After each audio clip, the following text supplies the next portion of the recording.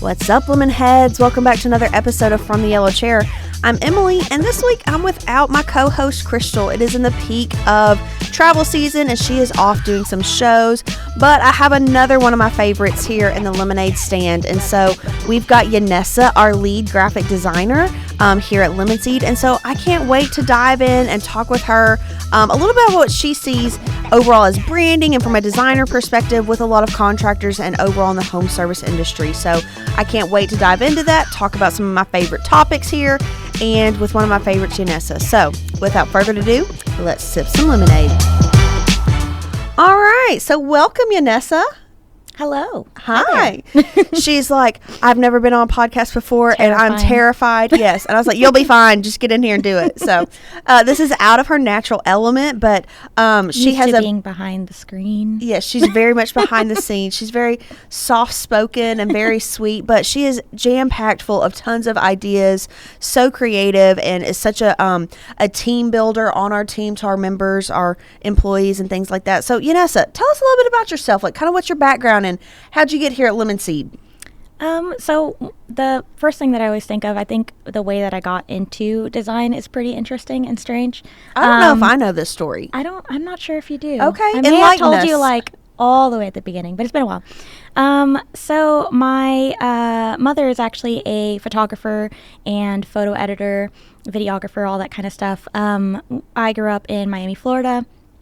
She worked for a big hospital over there, Baptist Health, and she would actually go in, do a lot of the recording for surgeries, as well as she would do a lot of, they had these historical photos, because it was a really, really old hospital.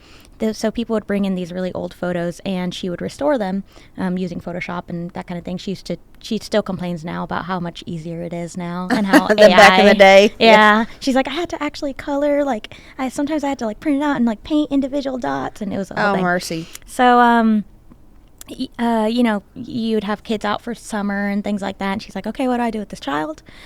She would bring me in to work with her. They had a big old, open office where everyone did their thing, and if she had to go film a surgery, she would be like, all right. They would have these big, cool, back then they were like the state-of-the-art Macs, like the big MacBooks. Oh, with like the colored backgrounds and stuff, like the colored backs.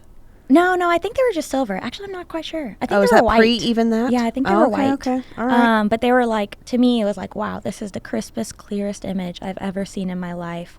And at home, we had a little PC. I would draw on like MS Paint and stuff like that. Oh, Microsoft Paint, kicking it real fancy here. Very, very fancy, old school. But so she would bring me in with her work. She would sit me in front of, and she had obviously the whole Adobe products because she needed them to do her photo and video editing. And so she was like, okay, I need to go film some crazy surgery. Here's Illustrator. It's like Paint. Have fun. And then, the other people in the office would just kind of watch me, give me snacks and stuff while she was gone. And so I just kind of learned Illustrator that way, just kind of poking around with it. She was like, you make really basic shapes and you can just build whatever you want. And I didn't know that about you, but that's actually kind of similar to how I learned it and stuff really? too. Yeah, kind of a little bit of self-taught. Yeah. Okay. Yeah. So that's kind of your background. Your mom kind of helped pique that interest for you and stuff. And then now tell us how you kind of got here to Lemon Seed and what you currently are doing here now. Yeah. So, I've always known that I wanted to do graphic design. I was not one of those kids that was wishy-washy about what I wanted to do. So me too. I was like, when I was talking about, I was like 8. And I was like, okay, yep, this is it. I love Illustrator. I just want to work in this all day long, every day. So I did the classes in middle school, did the classes in high school, went to Sam Houston to do their program. They're the only ones I could find that had a dedicated graphic design program in my area, and I loved that. Did that, and then right afterwards was actually working as a designer in a nonprofit. Decided that wasn't really for me. From then I moved on to an agency. It was real estate based. And I just felt like my creativity was kind of stunted there. Things just kind of looked very similar. It was a lot of just like provided images. I really wanted to work more in actual Illustrator. And then I think you guys actually reached out to me, and I looked into your website, thought the branding and everything was really cool, very fresh and spunky and fun. And started here and moved up into the leadership position, and it's been a lot of fun. Yeah, awesome. Well, we're so glad you're here. So, you talked about working in the real estate agency a lot, or in that agency for real estate agents, and so now you're at the super exciting world of home service industry contractors. And I say that kind of jokingly because on the outside it could appear as like a very boring industry or vertical, or like how can you be super creative with condensers, and it is a real challenge, I would say, and but I also see it as tremendous opportunity, especially for us as graphic designers and branding experts. There's tons of opportunity. So what do you see now in a lot of contractors branding, or lack thereof? I should probably start this off with. Big white van with a snowflake and a flame on it. And that's about it. What? A sunshine and a snowflake? And let me guess the colors. Red and blue? Red and blue. Oh, for hot and cold? Oh, my gosh. If we're lucky, maybe an orange. Oh, that is like pushing it. Okay. But that's a common trend that we see a lot, right? Or some type of little swoosh for like a little airwave, like a little whoosh. Yeah. Or the plumbing ones always get me. My mom still makes fun of me. We were on a road trip once and we saw a random plumbing van. And apparently I was on my soapbox about it because I was like, do they have to keep hitting me over the head with the fact that they are plumbing in Texas? It had like Texas shape with a Texas flag and a plumbing thing coming out of it, and it's plumbing real big. We do plumbing. And I was like, yes, I get it. Got it. But also, like, Texas is not like a unique brand to you yourself only, sir. Like, yeah, it was like Texas plumbers. The state of Texas owns that, not you. Yeah, I just remembered like my like teachers from college being like, okay, you don't need to like hit people over the head with it. They're not stupid. Like you want to make them think a little bit because then you're memorable.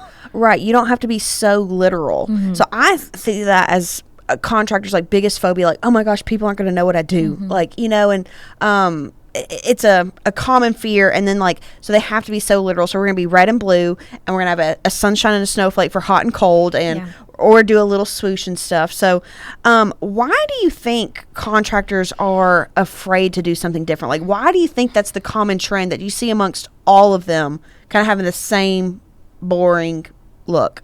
Yeah, I think you kind of already touched on it, that like they're worried that people won't know what they do, especially they're usually they're really good at their aspect of what they do, at their AC, at their plumbing, at that kind of stuff, and trying to communicate that to other people can kind of be like you're speaking another language, and so they really want to simplify it down and make sure people know what in the world that they do in the simplest way that they can.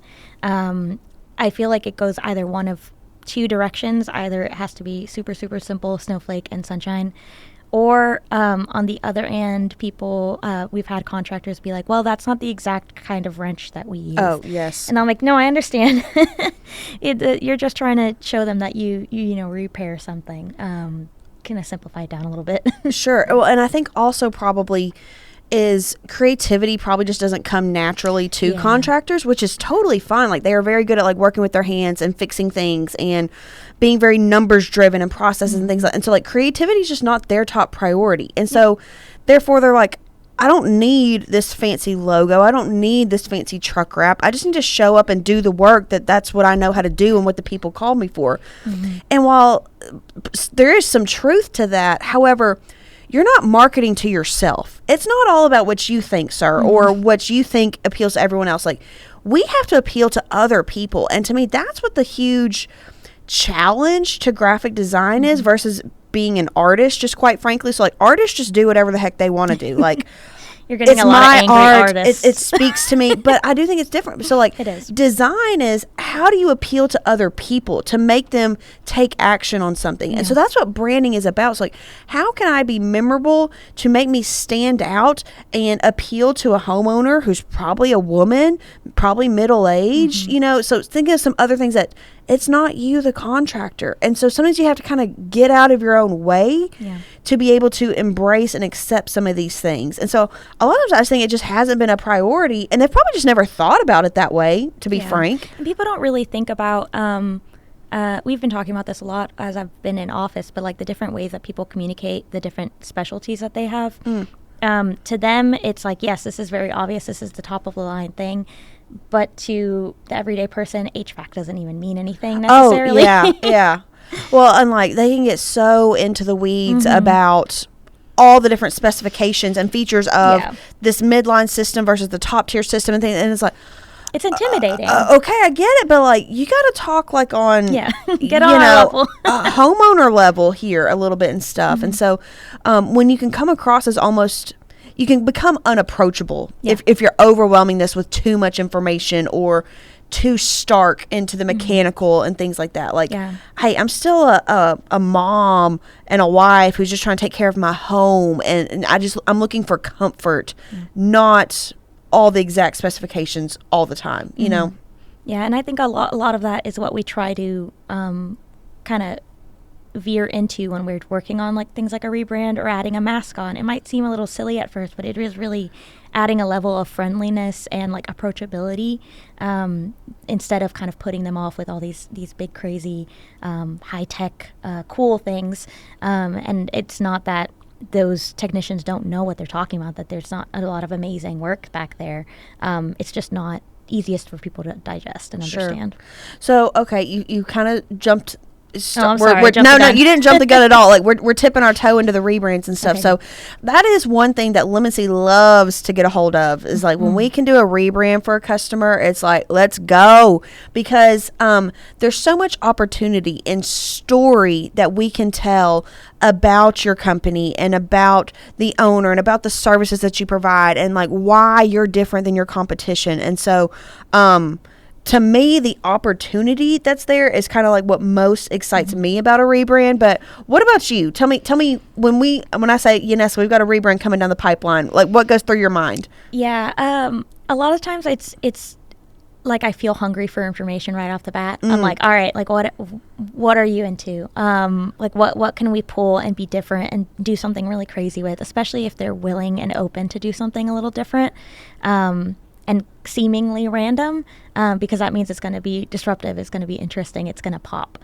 Well, and like I love that you said the first thing you're like is I want to know more about them. And it's like because you want to create a brand that is authentic to them. So not just like, hey, I've got my like 12 ideas of what would make awesome brands and just like, okay, you're up next, so like you're getting this number one and then I got this other step. Like, no, we develop these from scratch that is based off some element of story for that specific contractor. It's not just this vault of amazing designs that we have sitting back there somewhere. So I love that because we want to build authentic and genuine brands that are unique to that company. Yeah, and I think that first discovery call that we do where we're just kind of talking about them, I'm kind of like on pins and needles, like I'm on the edge of my seat just waiting to see what they say that sparks something, and then it's like I can immediately picture it in my head, and then I just want to start making it right then. I'm very bad about that. Like when I can get that initial idea, it's like I can't sleep like until I get it out on the computer and just start hashing this out. But when we're doing a discovery call, that is one thing that I kind of like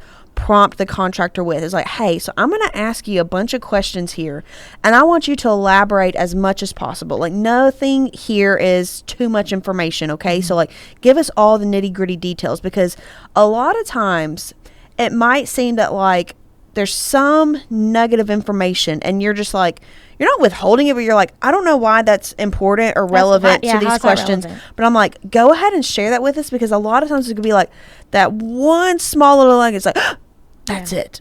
That's what we can build this brand upon. Which can be a little bit hard with contractors and technicians and stuff sometimes, because they're like, yep, I'm here. I need a rebrand. Yeah, like, hey, tell us about your story. Like, how'd you get started? We started in 1986. Okay, like you have to like really like extract it out of them and stuff. But that is part of our job is like developing what that story is and stuff. And sometimes it's embellishing a story a little bit, possibly like maybe there's a tiny little bit of a nugget, but like we can add on to it. But guess what? Like that's the best part about storytelling. Like that's why there's a fiction and a nonfiction section in the library and stuff. But either way, it's creating a story that's memorable, disruptive, and can ultimately have a great impact on your business. Okay. So more for than just the sake of we're trying to make you look better and just look prettier. It'll really transform a business, right? I think especially if you can call back to like some sort of tradition or history. I really love that. Like, the first person, like we do a Sailor Mac. It started with him being a sailor, and that is such a cool thing for people to think about. And it also kind of establishes like this, like you respect them a little bit more. You feel like they really got your back. Like they've been in the business for a long time. And they're also, it makes them more personable. Like they're a person just like you. Like they started just where you could be at. Sure. So, Yanessa, I think one thing that you're really clever and smart about is, one, you really grasp branding and understand it in its completeness, but you're also really big in like pushing our design team, but then also like our account managers and stuff and social media is like finding brandable words or like kind of brandable slices and things like that. So elaborate on that a little bit. Tell our listeners kind of what you mean by that. Yeah, so that's kind of part of why I love so much when we're allowed to do something a little bit kind of out of left field with the brand, because we can start bringing in all these words and all these little tidbits that are outside of the world of HVAC. And then so it kind of is like forcing a connection between these two things. And when it comes to the logo, I call those like visual puns, like, oh, I kind of see what you did there. But when it comes to words, it's like, oh, okay, we can kind of see, like, by now Air Solutions is out and about. So bringing things in, like, okay, they have this little Captain Dilly. He's in a little airplane, bringing in your comfort. So we have comfort for takeoff, and we're flying in, and we are, touching down for your comfort and that kind of thing. And just being able to really expand that in a way and make it feel more like an actual conversation, instead of just like, well, here's our tagline, this is the one we really So say. let's back up. Let's elaborate on that So Yanessa was referring to Air Solutions out of Greeley, Colorado, and we just completed a rebrand for them, and it just kind of launched last week, like went public. So it's been in the works with us for a while. Like we've seen it, and we've been chomping at the bit to release it. But okay, so why do an airplane? Why change up these colors that he had and things like that? And, how did we kind of develop that story? Because he didn't have a bad logo, to be honest. He was definitely not the worst logo that we had beforehand. No, we've seen worse. We've seen much worse. So, but he was really looking for something that would be very different.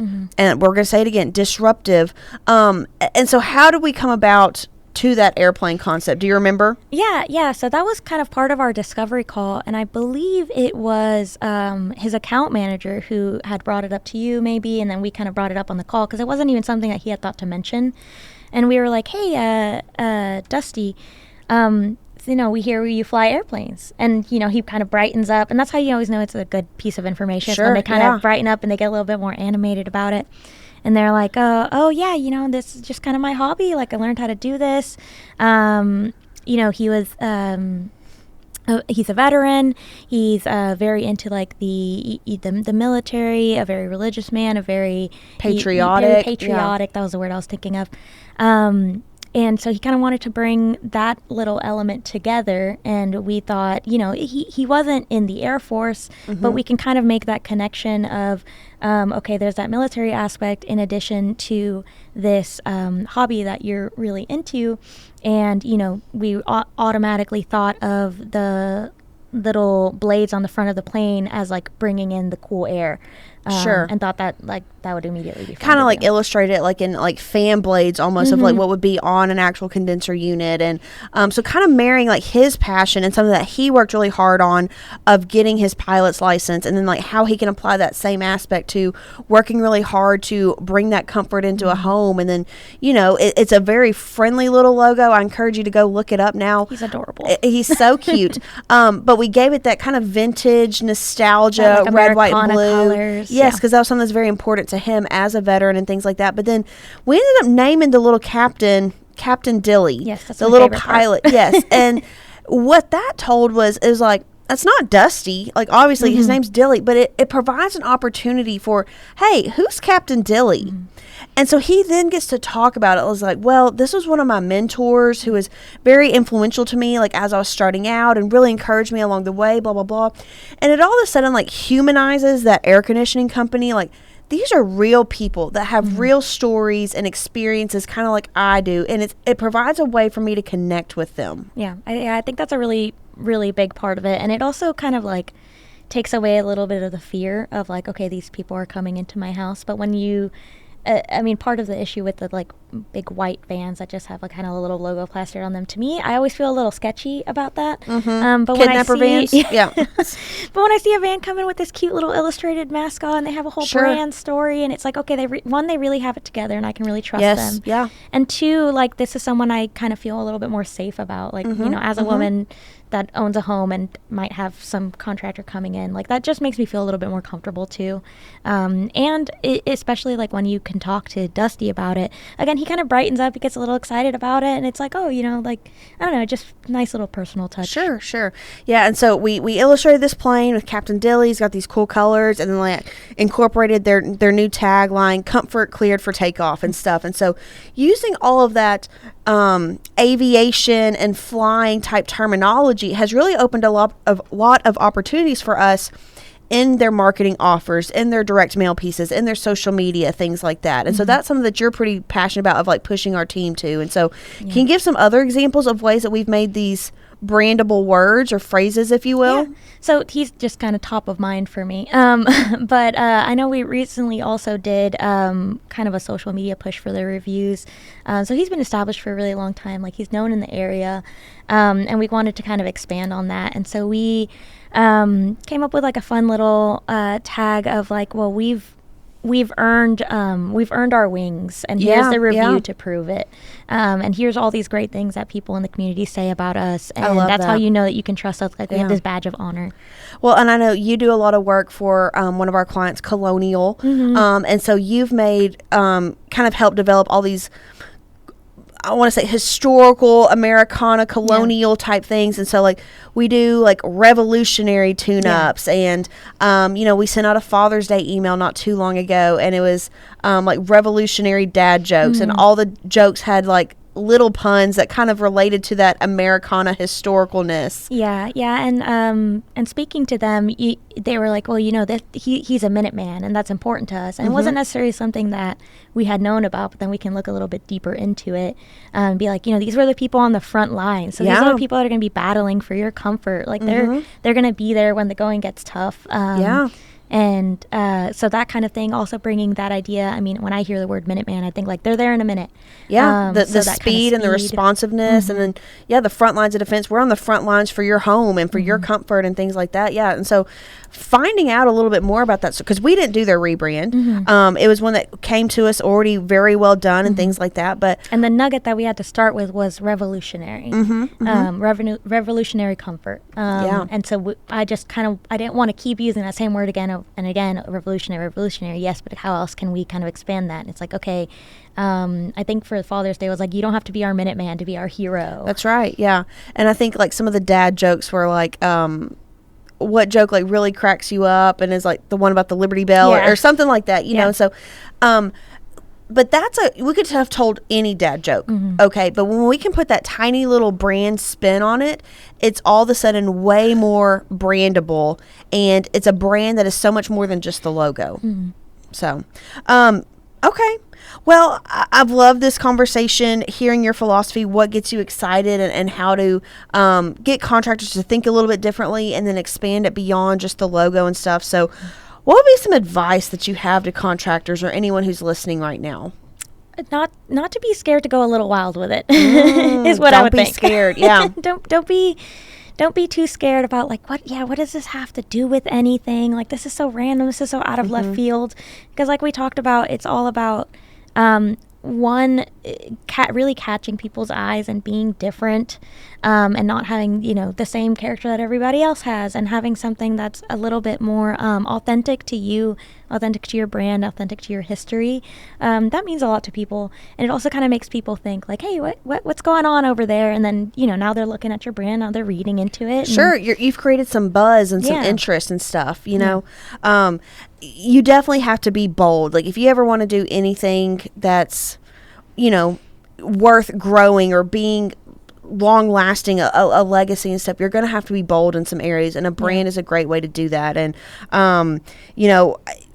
there's a contractor that I'm thinking of specifically, and he was very he trusted the process, but he was very nervous to actually like make it happen when we were going through his rebrand. And it's been a few years since it's launched. He said, now I can't imagine not having rebranded. Like what it's done for my business, how it's made me stand out so much more, the attention that it's drawn, and it's just elevated our internal team culture and like how our team is excited about and stuff.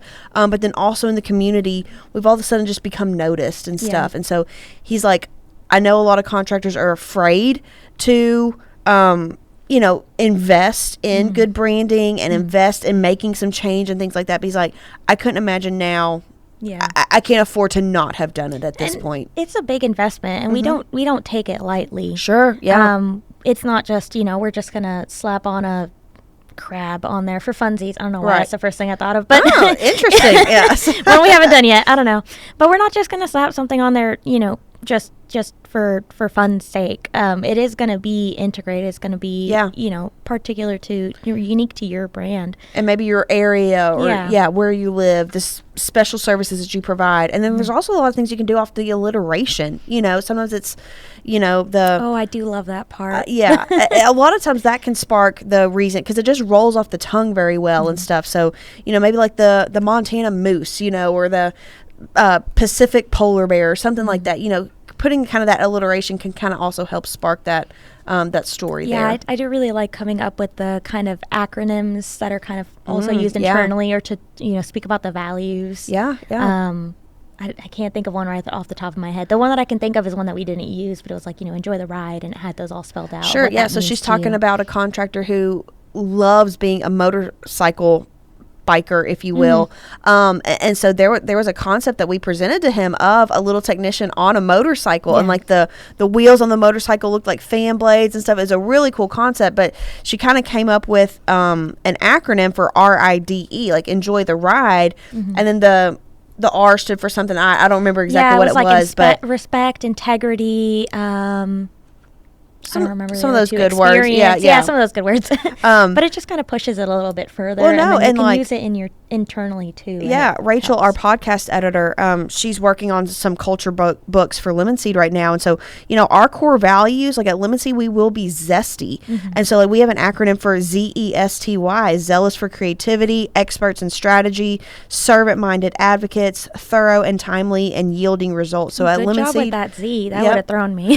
So at Lemon Seed, we will be zesty. And so, finding those brandable words and acronyms, if you will, or alliterations, things like that, are nuggets that your team can hold on to, but then also become advocates for your company in numerous ways also. Yeah, to me, it kind of makes me think of all those crazy, like, phone number commercials that, like, I still remember these. Why do I know the J.G. Wentworth? Like, call J.G. Yeah, why do Wentworth? I know that? 877 cash now. It was just catchy. It was catchy. It was different. It was weird. And it just made me stop and look at it instead of just tuning out to, okay, it's a commercial. No, for sure. It caught my attention every time, and their commercials got progressively weirder, and it just kept my attention. Yeah. So now I always know it. So, final words here, advice to contractors is don't be afraid and go bold and kind of trust the professionals who have your best interest in mind, I would say. Yeah. I think that sums it up pretty good. Awesome. Well, Yanessa, thanks for coming down here to the Lemonade Stand, chatting with me, getting to chat about all the fun things, and hopefully some contractors were able to take away some key nuggets little here for you guys. And so if you enjoyed listening to this episode, we would love if you would leave us a review. Follow us on all the social media channels. We are everywhere. And this podcast is powered by Lemon Seed Marketing, your full service agency. We're your strategy and branding experts. So if you'd love to learn more, go to lemonseedmarketing.com. Thanks for listening. Bye.